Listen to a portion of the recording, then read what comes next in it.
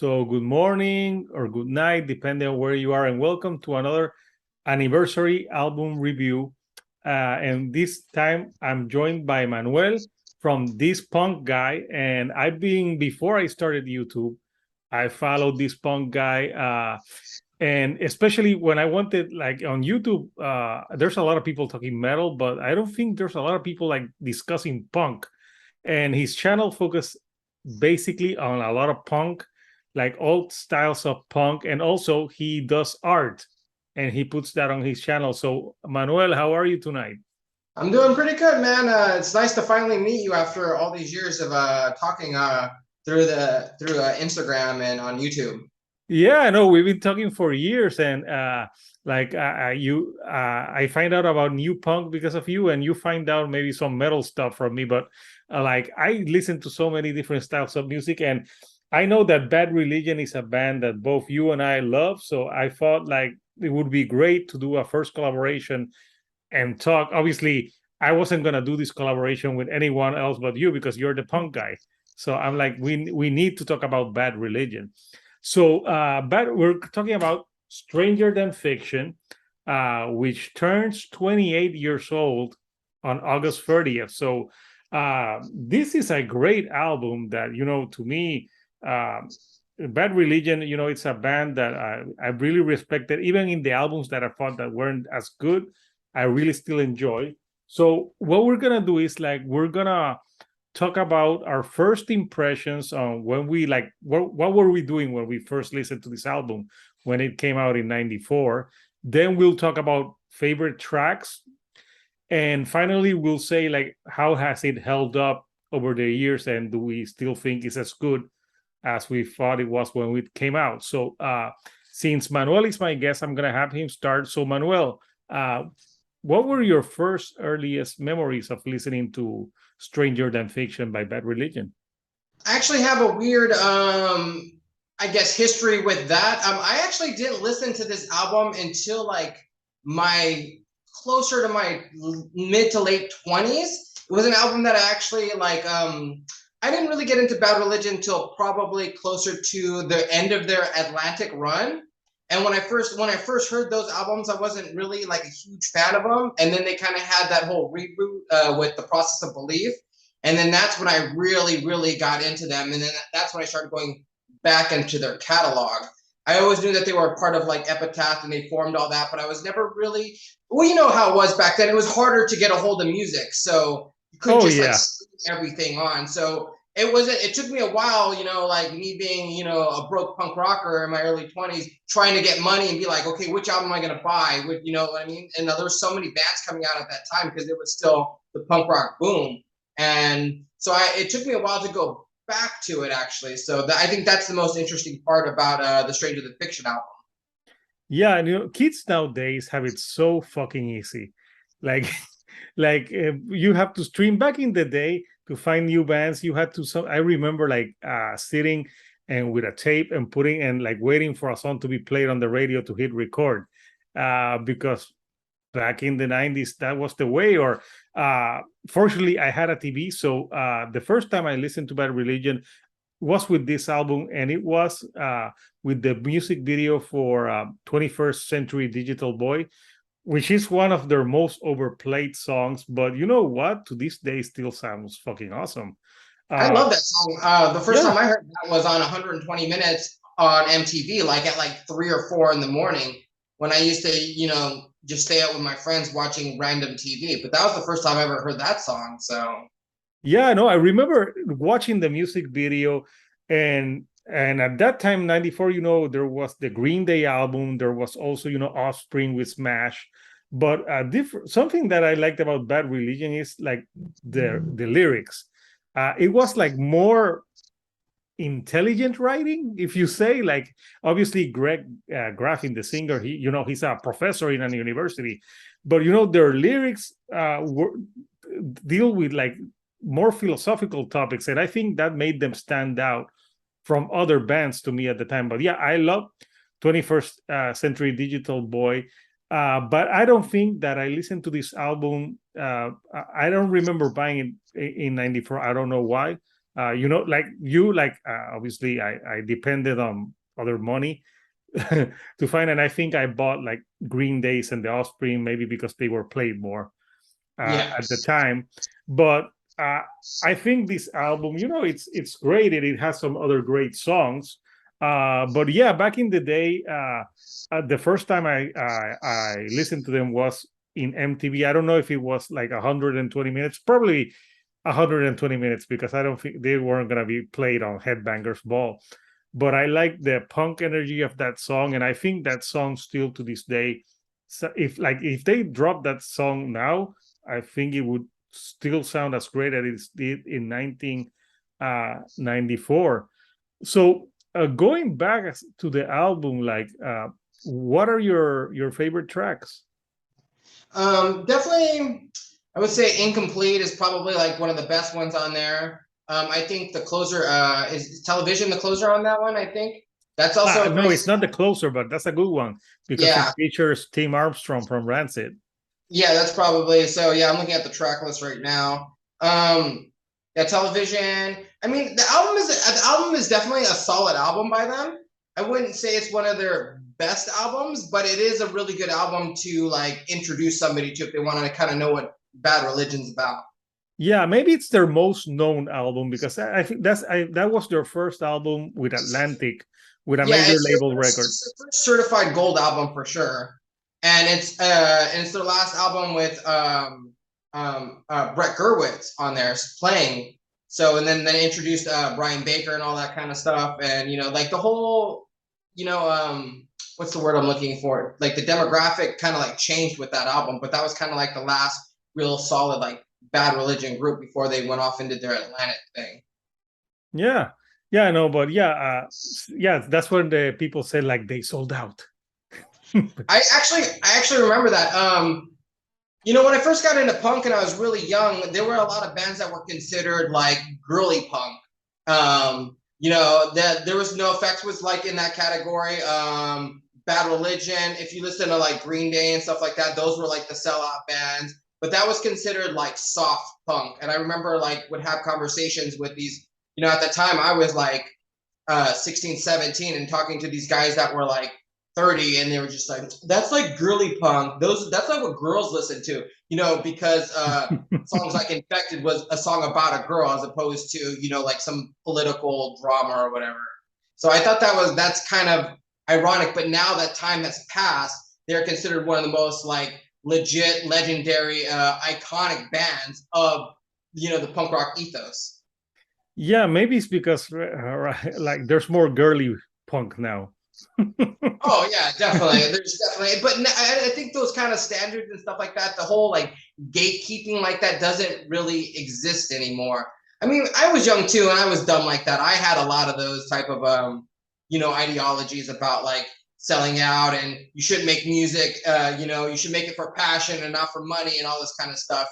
I was very much a part of all that too. But you just get older, you realize, hey, these people need to make a living and if they're going to sign to a major label and make more money and have their message reach more people, then there's nothing wrong with that at all.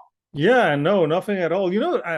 Growing up, to me, I never thought about like if I liked something, I liked it.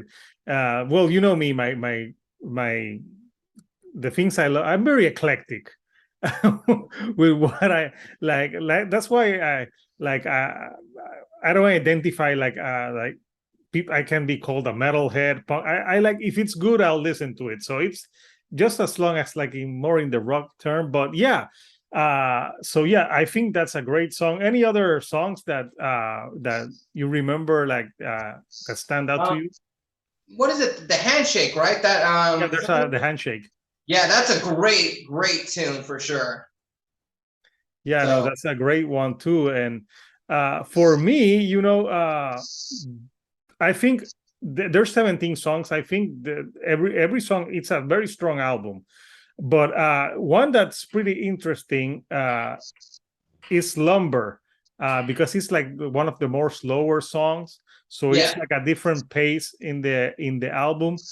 And I know that later, or I think they had another song. They have some songs like that they weren't afraid to get more slower, because there's a time that punk needed to be fast all the time.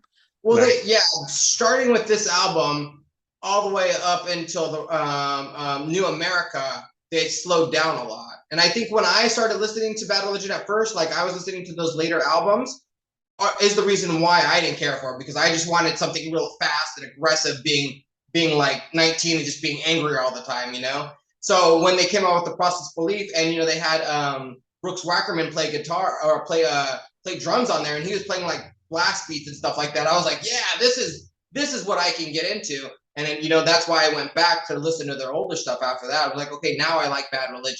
yeah, no. So that song, I like Stranger Than Fiction. I think it's a great song. Obviously, we mentioned what? Can I be honest with you? Yeah, of course. That's my least favorite track on that song, on that whole album. That's why we have this. Why is it your least favorite? Yeah, that's my least favorite. I don't really like the guitar riff to it. It's just it comes off kind of hokey. I think the lyrics are kind of hokey too. I don't think it's his best writing. I think it's funny that they chose that to be the single on the album, because there are so many more like I like Commercial, obviously, like 21st Century and Infected, obviously, but they chose. Yeah, they had 4 singles. They had Infected. I like Infected a lot. Yeah, Infected's great. I think Incomplete was a single. And 21st Century Digital Boy, I think that was a great single. But yeah, I would agree with you. Stranger Than Fiction would be the weaker of the 4 singles that they had. I think Television with Teen Armstrong would have been a great single, and it's more upbeat. Plus I like Tim from Rancid on it. So, but yeah, I think maybe Stranger Than Fiction, and I think Leave Mine to Me is one of my least favorites as well. I forgot there is a track on there where Jim Lindberg actually sings on there too. I forgot which track that is, but he actually I gotta check, because there's a track where they have someone from Pennywise, I believe. Yeah, Jim Lindberg, yeah. But I can't remember right now which one is okay, it's Marked. That's the song where Jim Lindberg does backing vocals to, or does some vocals with Greg. But yeah, I think there's some great songs on it. Some that are less great, but I wouldn't call them bad. But I see your point with Stranger Than Fiction. Now that I think of the guitar that you mentioned it. Plus, you're the punk guy. Well, everyone's allowed to their own opinion. That's just my personal opinion. No, that's what we're here for. Like we don't need to agree on everything. But yeah, 28 years later, now we're gonna go around and say how it has held up 28 years later. So Manuel, how has the album for you held up 30 years later? No, 28 years later. I think it's definitely, I don't know, I feel like Bad Religion has so many albums. It does kind of get mixed in the shuffle of their albums. Like I said, I wouldn't say it's their best album, but if you're going to introduce a new fan to it, then it's definitely a good album to introduce it to. There's some good solid songs on there. There's some interesting things they do with guitars and the rhythms and stuff like that. It's a lot of standard. It's introduced you to Brian Baker too, which is kind of interesting, which adds another layer to like another level, because he's an amazing guitar player, I think. Oh yeah. It holds up pretty well. I would love to hear a remastered version of it again. With just the quality is not as great holding up, but it's definitely a good album to listen to. And I actually enjoy it now a lot more than I did even when I was younger. So it's definitely an album that has grown on me for sure. And I know for some people, it's like their favorite Bad Religion album. Yeah, I think it's the one that I know the best, but I think they have like 50. They have a lot of albums. Yeah, they do have a lot. Like when I'm like, they do have a lot of albums. So sometimes you can like get lost in the shuffle of how many albums they have. But Yeah, it was a very commercial album. I think 28 years later, it still sounds good. I love playing it. I'll tell you one thing. When you go see Bad Religion play, how many songs off this album do they really play now? I don't, you know, I haven't seen the band live. That's Oh, a really? band. No, that's a band that I haven't seen. I really want to see them before they retire or anything. But yeah, you would really. I remember that they did like during the COVID times. They did like some live shows, and I think they played from their different eras Yeah, songs. the Decades show. That was The- really great. That was really exciting to see. That was really interesting because they played a lot of those songs that I don't think I've ever seen them play before. But definitely the Stranger the Fiction, there is maybe like the obviously the Infected and 21st Century, but I think that's the only thing they really play. I mean, they might randomly play like Television or something like that, but like I said, there aren't really too many mainstays off that album that they play live. Yeah, no, they have so many material that it's kind of hard to make a track list to please every fan. But yeah, it would be interesting to see how many of these songs they still like to play live. So, Manuel, I want to thank you, for taking some time to revisit this album with me. And everyone, if you don't know this punk guy, he's got a YouTube channel. He talks a lot about different styles of punk, and not only like he goes to and talks about like more obscure maybe punk bands that people wouldn't know. So that's why I subscribed to his channel years ago, because some of the other channels that I saw like just talked about like the really mainstream, and with him he talked about different artists. So I'm like, oh, I'm learning something, because he's talking about bands that I probably don't know, because I'm not this punk guy. But yeah, so go and subscribe to him. He's near 300, so let's get him to 300. And if you haven't subscribed to my channel, fucking subscribe. Fucking subscribe right Yeah, now. like there's people that on YouTube, they're like, please subscribe to my channel. I'm like, fuck, subscribe to my channel, bitch. Like, yeah, like I'm putting that, there's interviews, there's different stuff, collaborations, and maybe, hey, I'd be glad to do a collaboration for your channel, and it would be cool as well. Yeah, we got to do it. I was looking maybe next time. I know a good album. I'll tell you offline what album we Yeah, can do. We that should would do a be good. album. So, people, we want to know, what are your favorite tracks from Stranger Than Fiction by Bad Religion? What are your thoughts on this album 28 years later? How does it held up in the Bad Religion discography for you? Comment. We would really want to know. And as I said, follow this punk guy and follow me. And until next time, this is Hector, the Shield on a Couch, and I'll see you right here on the couch. Thank you and good night.